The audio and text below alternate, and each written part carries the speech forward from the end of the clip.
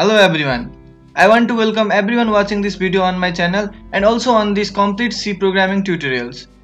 In this tutorial, you will learn C programming from very basic to really advanced. So let's start.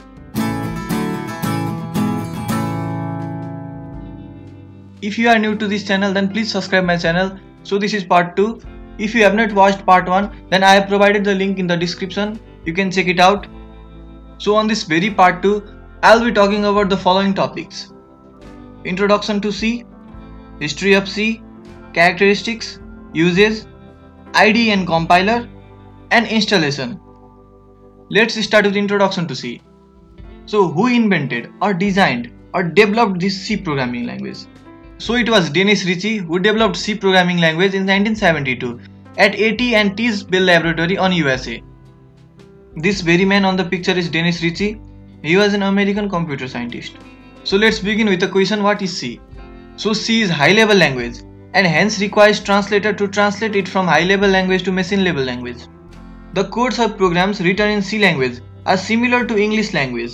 So this makes it easy to use and more user friendly. C is also known as general purpose programming language. Now what does this mean then?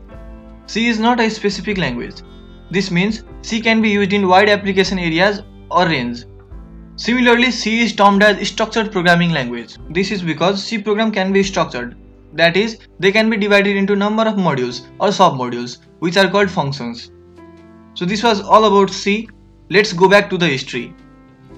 Though C was developed in 1972, the history of C dates back to 1959. In 1959, ALGOL, algorithm language, was developed. This ALGOL was full of drawbacks. So overcoming these drawbacks, in 1966, BCPL, Basic Complex Programming Language, was designed by Martin Rickards. This BCPL is extended or an advanced version of CPL, Complex Programming Language. Similarly, in 1970, B was developed by Ken Thompson, and later on, in 1972, C was designed by Dennis Ritchie. Initially, C was used for writing Unix operating system. Then after 16 years, in 1988, C was formalized by ANSI, American National Standard Institute. So in this way, C came to this modern world. Now let's talk about characteristics or features of C. So the first characteristics of C is rich system library. Now what does this mean then? There are a large number of built-in functions and keywords stored in C library, which helps us to save our time and reduce the size of our program. Similarly, the other characteristics is structured language. As I have already told you, C program can be divided into number of modules, and each module comprises to form a complete program. Highly portable. This means that C program written in one computer can run smoothly in another computer as well, with little or no modifications at all. Efficient and fast. So C programs are efficient and faster. Extendability. We can add our own user-defined functions in C library. So this extends the area of C. That is, C can be used in almost everywhere. So let's talk about the uses of C. Major parts of OS. As I had already told you on my previous video, major parts of operating systems like Windows, Linux and Unix are still written in C programming language. So the next one is device driver. All the device drivers are written in C language. Similarly, we have computer games. C can be used to make computer games as well. Embedded system programs. We can easily make embedded system programs using C programming language. You can take an example of mobile application which can be easily made using C language or C programming language. So now let's talk about IDE. The full form of IDE is Integrated Development Environment. It is a software or application where we write our program, that is C program. The IDE consists of source file editor, automation tools and debugger. This really helps programmer to write program very effectively and very faster. Now compiler. What are compilers? Compilers are nothing but language processor. So what are language processors then, or compilers? These are the translator that converts high level language into machine level language. As we know, C is high level language, so we need to convert that into machine level language so that our computer can understand it. Not only this, but a compiler also creates an executable program file. As IDE and compiler are equally important, we require both IDE and compiler to write a program and run it effectively or efficiently. So here I have listed some of the most popularly used IDEs. They are Turbo C, CodeBlocks, Dev C++, Visual Studio Code, Sublime, Eclipse. No matter what, you can use any of these C IDEs. And the most interesting part is that These all modern IDEs have compilers inbuilt. So on this tutorial session I'll be using Dev C++. You can use any of these mentioned IDEs, or you can use any other which are not in this list. No matter what, your program or code will run. So I'll teach you how to install Dev C++. The installation process is really simple. Go to any web browser and search for Dev C++ and click the first link given below. So by clicking the download button you can download Dev C++. I have already downloaded it, so I will not be downloading it again. So here is my Dev C++. So right click the setup file and run as administrator. So click yes. So the setup will start.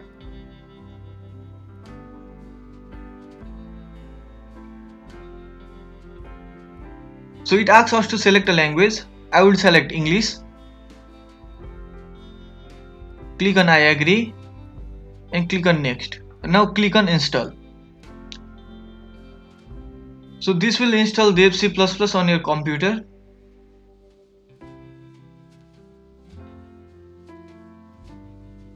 So this has been installed. Now check this box and click on finish. So this will open Dev C++. So to create a new file, go to file, new and source file. Or you can also use shortcut, that is Ctrl+N. So I click here. You see here a new file with title untitled1 has been created. Now let's write anything. Now you notice that our text are really very small. So how do we change that then? Again go to tools, editor option, and here's font, and here's font size. You can increase or decrease it by changing the values over here, or simply you can use Ctrl and scroll to edit the text size. So let's cancel it and let's press Ctrl on my keyboard or on your keyboard and scroll the mouse. As soon as you scroll, the text will appear to be bigger. You see? So that's really very big. Let's make it a little more smaller. I think this seems good. So let's write a complete program. You don't have to panic at all. I'll be explaining all these include stdio.h, int main and these curly braces in detail on my upcoming videos. So for now I'll be simply writing a very simple program, that is hello world program.